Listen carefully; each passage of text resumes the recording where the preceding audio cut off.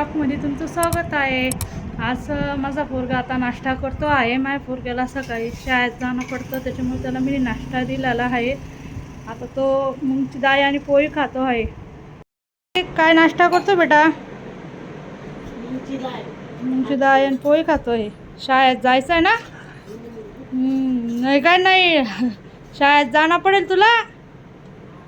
हां, शाळेत जायचं आहे त्याला आता. तो शाळेत जाणार आहे. पूजा झालेली आपली आली. आता आपण स्वयंपाक करणार आहे. वांगा मसाला करायचा आहे आपल्याला. आता वांगा मसाला करू आणि चपात्या टाकू आपण पहिले.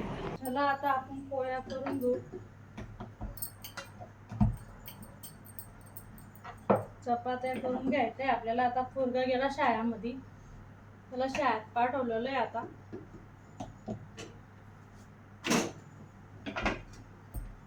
आपण पटापटा पोळ्या करून घेऊ. पोळ्या झाल्यावर भाजी करू.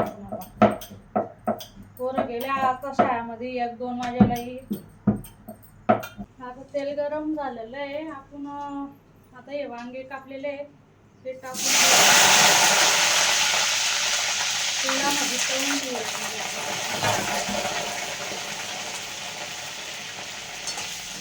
तेलामध्ये वांगे तळले गेल्यावर आता टाकून ठेवले पहिले ना आपण कांदा कापलेला आहे. आलं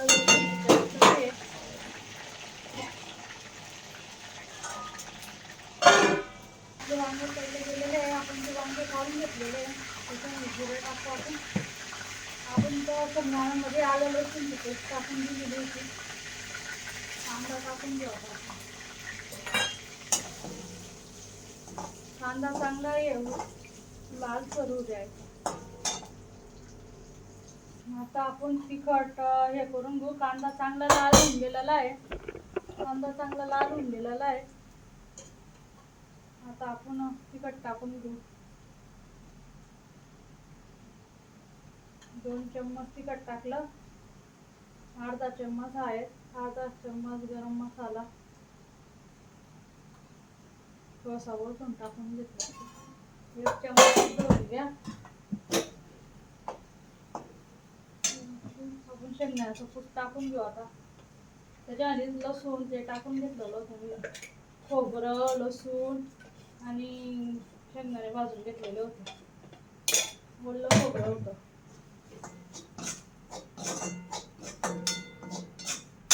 चांगलं कालवून घेतलं.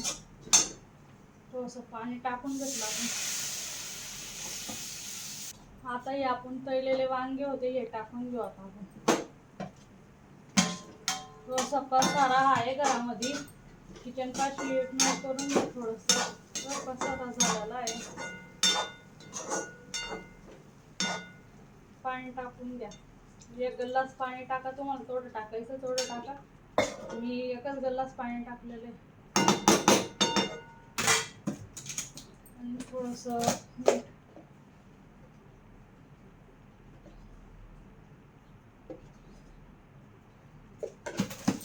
आता बारीक गॅस करून ठेवलेला आहे आपण.